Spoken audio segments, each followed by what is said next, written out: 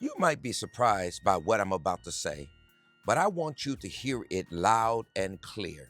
I don't feel sorry for those who come against me, and I don't believe we as believers should feel sorry for those who attack or mistreat God's people. Because here's the truth: when God judges, he does so justly. And if someone is coming against you, whether out of hatred, envy, or malice, they're playing with fire. Not because I wish harm on them, but because I trust that the Lord will repay them according to what they have done. According to Samuel 25:39, like David, I recognize that God upholds my cause. When Nabal treated David with contempt, the Lord saw it and eventually justice was served.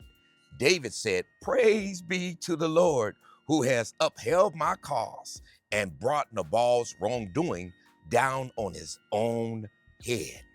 That's the power of trusting God's justice. You see, God sees everything, every word, every deed, every injustice. He sees everything. In 2 Timothy chapter 4 and verse 14, and Paul in this chapter reminds us that Alexander the metalworker, he said, did me great deal of harm. The Lord will repay him for what he has done. Paul understood that ultimate justice belonged to God.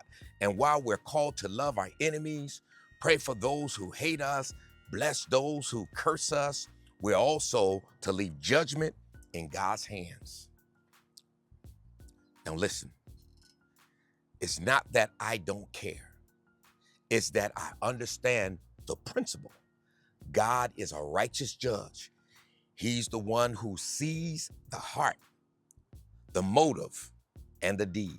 And he will repay, whether in this life or the next. Those who come against his people unjustly will pay for it. Now, I want you to know this. If you're attacking someone who belongs to God, whether through words, actions, or intentions, be very careful, because you're not just dealing with a person, you're dealing with someone whom God defends. And if you do wrong, don't think you won't face the consequences. Now here, I want you to understand this.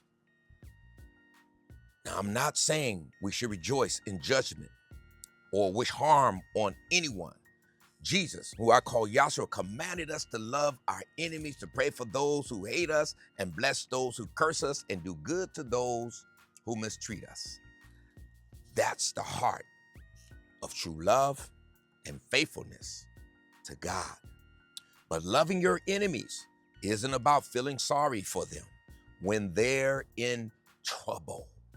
It's about trusting that God's justice is perfect and that in his mercy, he might open their eyes and bring them to repentance. And I hope so.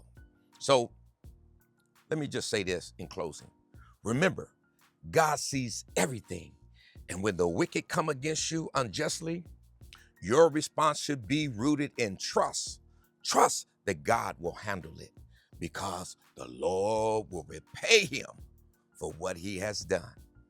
I don't feel sorry for those who attack God's people, not because I rejoice in their downfall, but because I trust God's justice, and I'll pray they'll see the truth before it's too late.